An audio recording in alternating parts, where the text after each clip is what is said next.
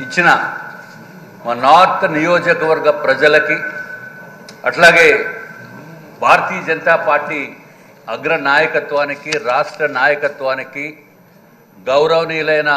చంద్రబాబు నాయుడు గారికి తెలుగుదేశం పార్టీకి పవన్ కళ్యాణ్ గారికి జనసేన పార్టీ నాయకులకి అందరికీ కూడా ముందుగా నా యొక్క హృదయపూర్వకమైన ధన్యవాదములు నమస్కారములు తెలియజేసుకుంటున్నాను అధ్యక్ష నేను ఏదైతే మాట్లాడదాం అనుకున్నానో మిగిలిన సభ్యులందరూ అదే మాట్లాడిస్తారు అధ్యక్ష ఇక నాకు మాట్లాడడానికి పెద్దగా లేదు అయినప్పటికీ రిపీట్ చేయడం అనేది సాంప్రదాయం కాదు కాబట్టి మళ్ళీ మీరు సమయము కొంచెం తగ్గించి మాట్లాడమని సూచన చేసిన దాని వలన అతి తక్కువగానే మాట్లాడతాను అధ్యక్ష మిమ్మల్ని ఎంతో ఉన్నతమైన స్థానంలో కూర్చోబెట్టినందుకు 3 పార్టీల వారికి ధన్యవాదములు తెలియజేసుకుంటూ మీ రోల్ అధ్యక్ష ఇది చిన్న విషయం కాదు మీరు ఎంతో ఉగ్ర రూపంతో కోపం వస్తే ఉండవలసిన స్థానంలో ఇప్పుడు మీరు గౌతమ్ బుద్ధుడిలా కూర్చోవలసిన పరిస్థితి చూస్తే నాకు కొంచెం ఏదో అదోలా ఉంది అధ్యక్ష ఎంత అటెన్షన్ తోటి ఉండాలంటే స్పీకర్ పదవి అంటే చిన్న విషయం కాదు ఇక్కడ మేమైతే అధ్యక్ష పక్కవారితోటో లేకపోతే కొంచెం రిలాక్స్డ్గానో ముఖ్యమంత్రి గారు పక్కకి వెళ్ళి అప్పుడప్పుడు కూర్చుని మాట్లాడటానికో అవకాశం ఉంటుంది కానీ మీ పక్కన ఎవరు ఉండరు అధ్యక్ష పక్కన మాట్లాడటానికి ఉండదు ఏదైనా దగ్గు వస్తున్నా పెద్దగా చేయడానికి ఉండదు కోపం వచ్చినా చూపించడానికి ఉండదు ఏదైనా గోకుందాం అంటే అది కూడా ఉండదు అధ్యక్ష ఎందుకంటే ఇది చిన్న విషయం కాదు అధ్యక్ష చూడటానికి బాగానే ఉంటుంది పోస్టు అధికారము అన్నీ ఉంటాయి అధ్యక్ష ఇంకొక విషయం మీకు చెప్పాలి 7 సార్లు ఎమ్మెల్యేగా నెగ్గి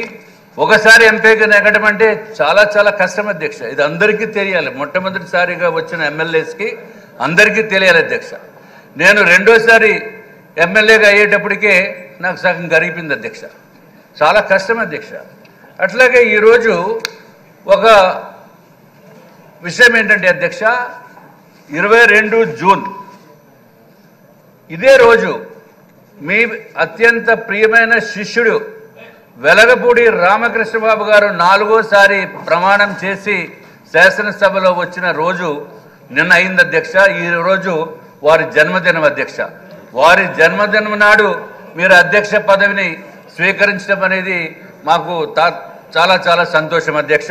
ముందుగా మీ ద్వారా మా మిత్రుడైన వెలగపూడి రామకృష్ణబాబు గారికి హృదయపూర్వకమైన జన్మదిన శుభాకాంక్షలు తెలియజేసుకుంటూ అట్లాగే మీకు కూడా అధ్యక్ష మా యొక్క శుభాకాంక్షలు అభినందనలు తెలియజేసుకుంటున్నాం అధ్యక్ష ఇంకొక విషయం ఏంటంటే అధ్యక్ష ఈరోజు ప్రతిపక్షము రావటం లేదు అధ్యక్ష చాలా చాలా దురదృష్టకరమైన విషయం ప్రతిపక్షములో వాళ్ళు ఇదివరకు అధికార పక్షంలో ఉంటూ ఎన్నో దుర్మార్గ పనులు చేసి మీ ఇంటి పైన దాడి చేసిన రోజు నేను అక్కడికి రావటం జరిగింది అధ్యక్ష మీ దాడి చేసిన మీ ఇంటి పైన చిన్న విషయానికి పెద్ద ఇష్యూ చేసేసి వందలాది మంది పోలీసులు పెట్టి మీ ఇంటి పైన దాడి చేసి మిమ్మల్ని ఎంతో మానసికంగా మీ కుటుంబ సభ్యుల్ని కూడా మానసికంగా హింసించి రకరకాల ఇబ్బందులు పెట్టి ఎన్నో కేసులు మీ పైన పెట్టి ఎంతో దుర్మార్గపు పనులు చేసిన వైఎస్ఆర్సీపీ పార్టీ ఈరోజు సభకు కూడా రానటువంటి పరిస్థితి చూస్తూ ఉంటే అంటే మిమ్మల్ని చూస్తేనే భయంతో ఈ ఒక్కరోజు రావటం మానేశారా లేకపోతే ఇంకా రానున్న కాలంలో 5 సంవత్సరాలు కూడా వారు రావటం మానేస్తారా అనేది నాకైతే అనుమానం ఉంది అధ్యక్ష కానీ మనం ఎంతో హుందాతనంతో నిన్న గౌరవ ముఖ్యమంత్రి గారి సూచనల ప్రకారము వారు జగన్మోహన్ రెడ్డి గారు వెహికల్ కూడా లోపలికి తీసుకుని వచ్చిన తర్వాత జగన్మోహన్ రెడ్డి గారు ఇక్కడ వచ్చి వారు కూర్చున్న తర్వాత నేను కూడా వారి దగ్గరికి వెళ్ళి కరచాలనం చేసి వారికి అభినందనలు తెలియజేసిన సందర్భం జరిగింది అధ్యక్ష అంటే ప్రతిపక్షంలో ఉన్న వారికి కూడా కూటమి ఎన్డీఏ కూటమి తప్పనిసరిగా అత్యంత గౌరవం ఇస్తుంది అని చెప్పడానికి 2 ఉదాహరణలు అధ్యక్ష తమరు కూడా రానున్న కాలంలో వాళ్ళు వస్తే మంచిది రాకపోతే మరి ప్రతిపక్షం లేనటువంటి పరిస్థితుల్లో సభ చప్పగా ఉండకూడదు కాబట్టి కొంచెం ఏదైనా అవకాశం ఉంటే నాకు కొంచెం ఎక్కువ అవకాశం ఇవ్వండి అధ్యక్ష మాట్లాడేదానికి వస్తే అన్ని సమస్యలు మనం మాట్లాడుకుందాము. తప్పనిసరిగా మంచి అభివృద్ధి కార్యక్రమాల్ని మనం చేపడదాం అధ్యక్ష. కానీ